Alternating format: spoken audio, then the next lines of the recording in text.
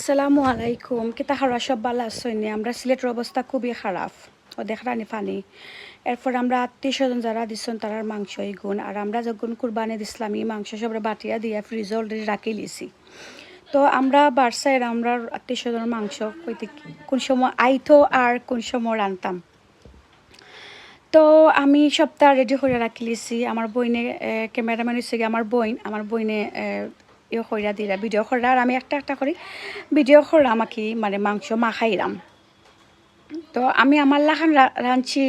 জানি না কিলা হয়েছে বাট মজা হয়েছে আমি মজা হয়েছে তো আপনারা আমরা লাগে দোয়া করবা আমরা সিলেটের অবস্থা খুবই খারাপ পানি হইয়া আমার যে খারাপ লাগে কিন্তু আমার কোনো তো ইলা সাধ্য নাই যে আমি সেগুলো কুচ্ছু দেওয়ার মতন আগে দিছিলাম বাট এখন নাই আমরা সিলেটের লাগে প্লিজ দোয়া করবা সবে আমরা সিলেটের অবস্থা খুবই খারাপ